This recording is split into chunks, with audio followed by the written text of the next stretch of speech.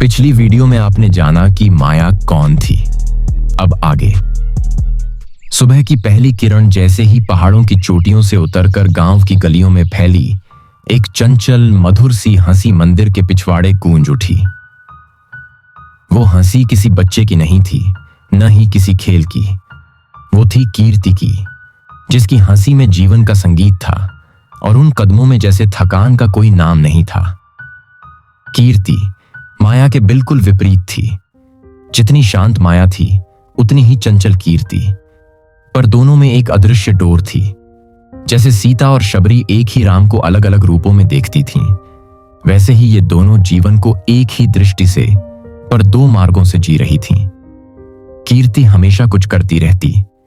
कभी गांव की बुजुर्ग अम्मा के लिए पानी भरती, कभी बच्चों को अपने हाथों से गर्म रोटी खिलाती और कभी किसी के खेत में बीज बोने में मदद करती। वह कहती, भगवान मंदिर में नहीं, थके हुए इंसान की मुस्कान में रहते हैं।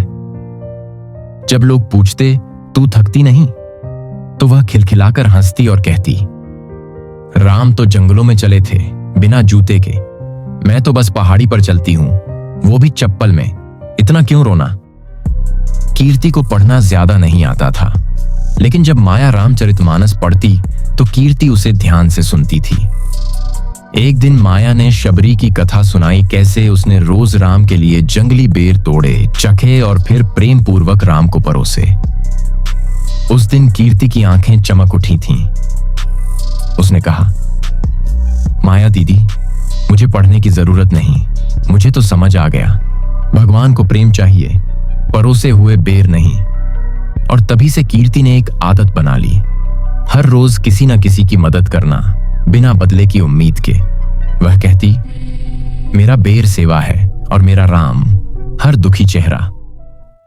एक बार कीर्ति गांव के पास की झील से लौट रही थी तो देखा एक छोटी लड़की की चप्पल टूट गई थी। लड़की रो रही थी क्योंकि घर दूर था और रास्ता पथरीला। कीर्ति ने बिना एक पल की देरी किए अपनी चप्पल उतार दी और लड़की के पांव में पहना दी।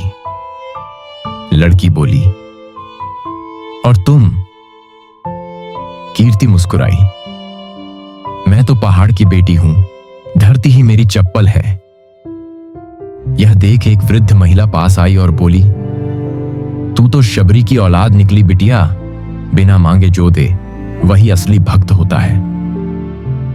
कीर्ति हमेशा कहती, प्रार्थना तब सबसे सुंदर लगती है जब हाथ खाली ना हो, बल्कि कुछ करने में व्यस्त हो।